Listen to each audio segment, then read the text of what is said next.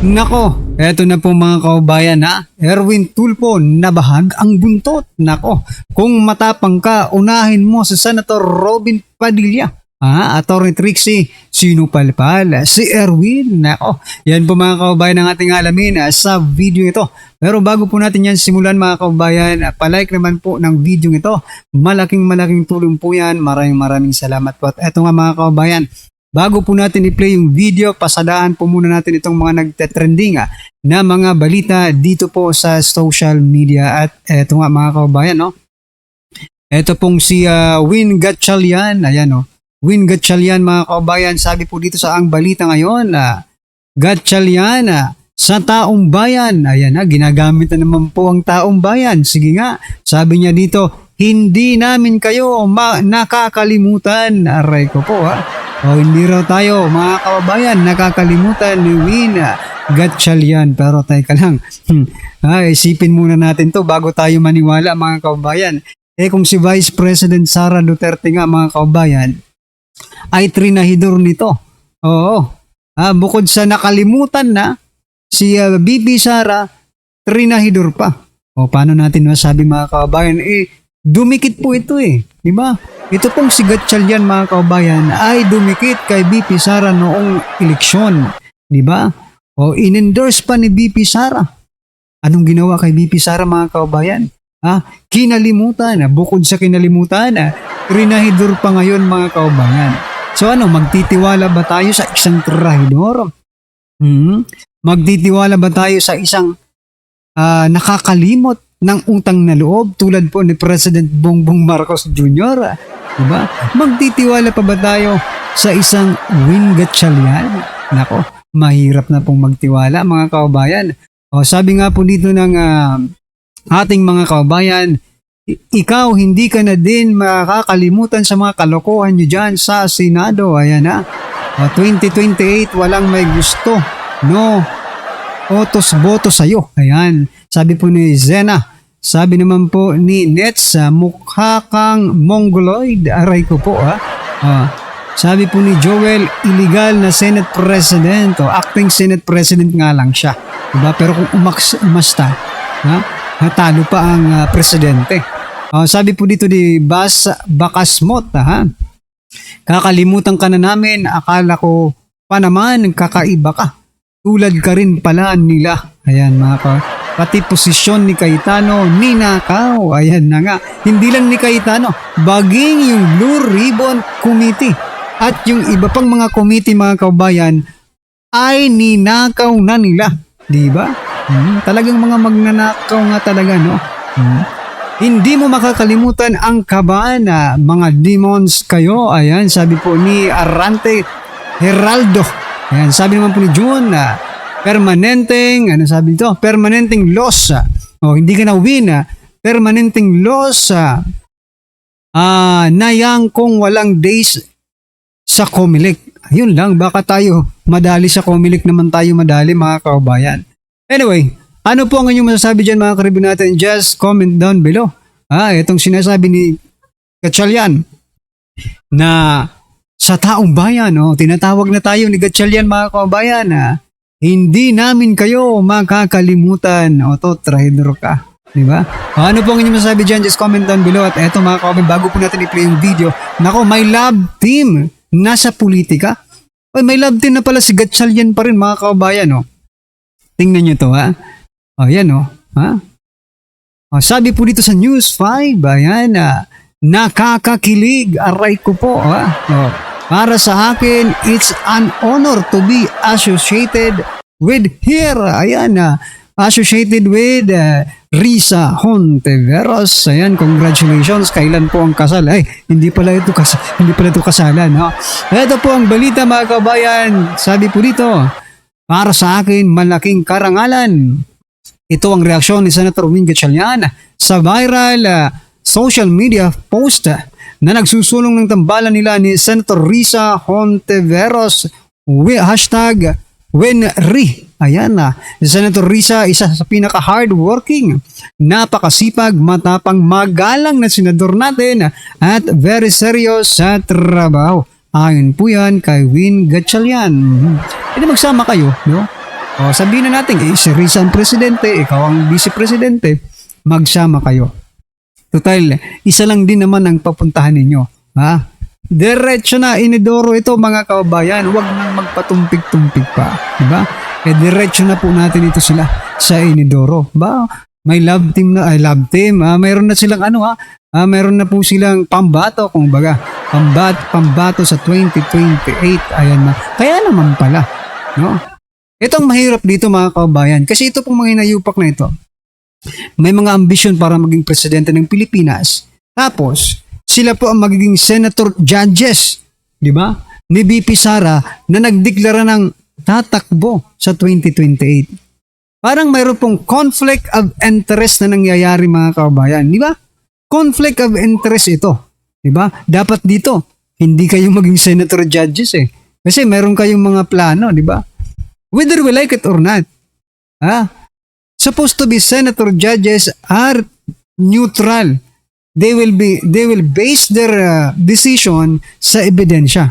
Pero sa palagay niyo po ba mga kababayan, itong si Gatchalian, ito pong si Risa Hontiveros ay magbabase sa ebidensya? No. Ay yan ang conclusion ko Hindi. Bakit? Ngayon pa lang mga kababayan. Ngayon pa lang, sa isip nila, sa puso nila mga karibin natin, impeach na si VP Sara. Di ba? Yun po ang nakikita natin eh. Pero ito po ang naging komento ng ating mga kababayan. Sabi po dito, magsalita parang tama, makinama naman sila. Utot nyong kadug, paba mo sunod dagan ninyo. Sabi po yun ni Alan, hindi ko maintindihan eh. Sabi po ni Romeo, yan ang resulta ng pera ng PhilHealth. Sumobra sa ganda, virus, pati inject, humanga sa kanya. Ayan na aligawan. Sabi po ni Jebrel, ayag ka nun, Win, pangalan mo pero talunan ka. Win ang pangalan mo pero talunan ka.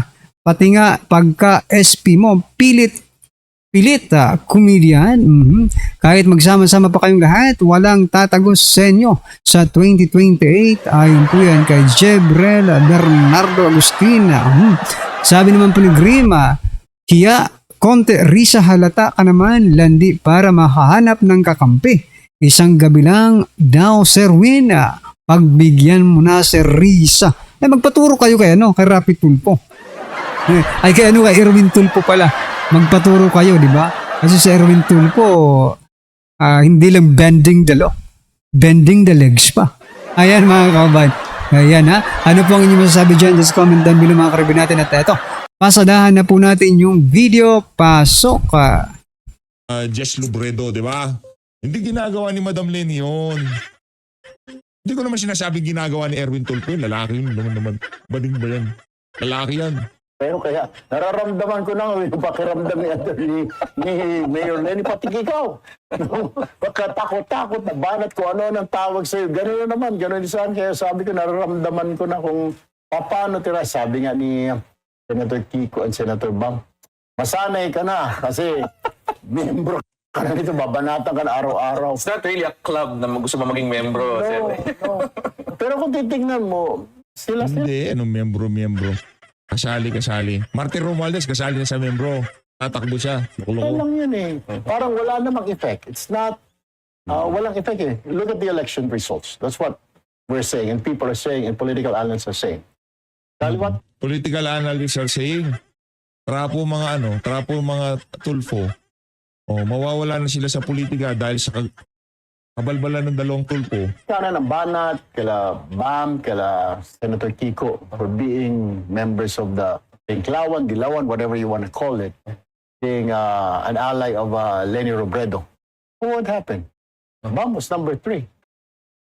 They were not even in the survey. Kiko was number 5. Pagkatapos ko, wala sa survey. Yes, mababa sila sa Mindanao, pero binitbit sila ng Luzon and Visayas.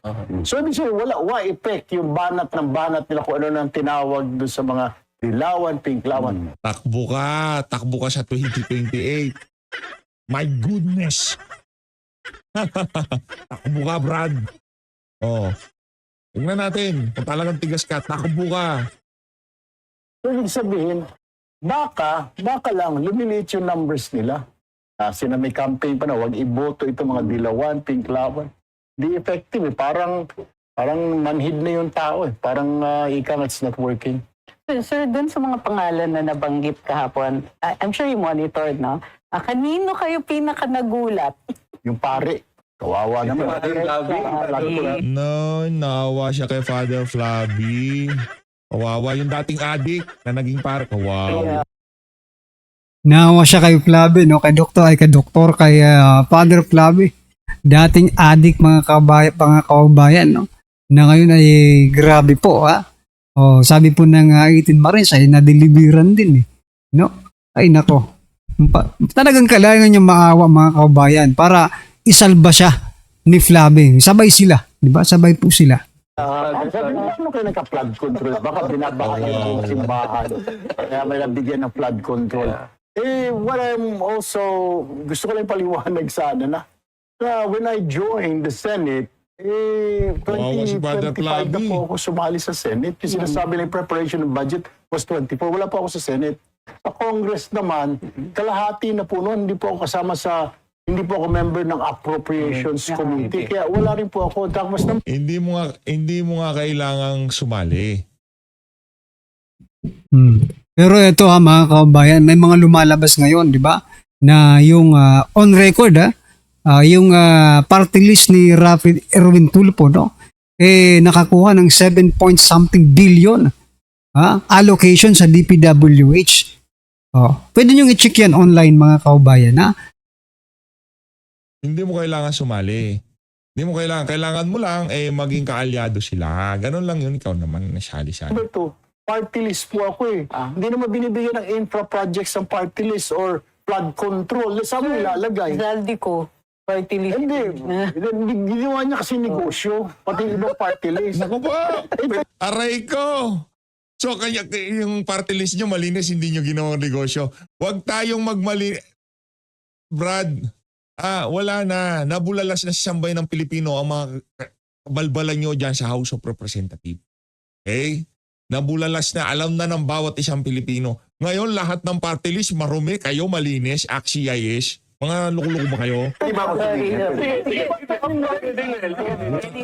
Buta tao siya kay Atty. Trix. Sir, si Zaldico party list. Boom! Ako natin si Atty. Trix.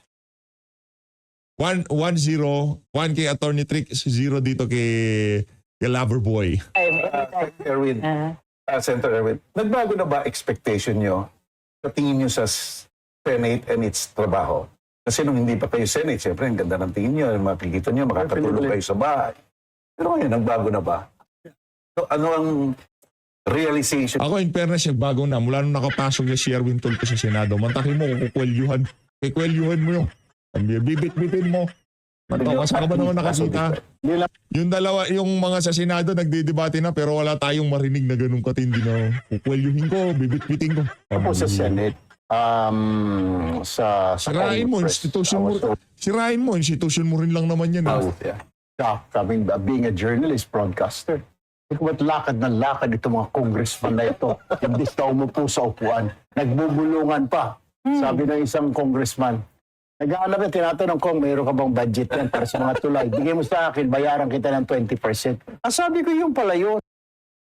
Pero grabe dito siniswalat niya na mga kaubayan.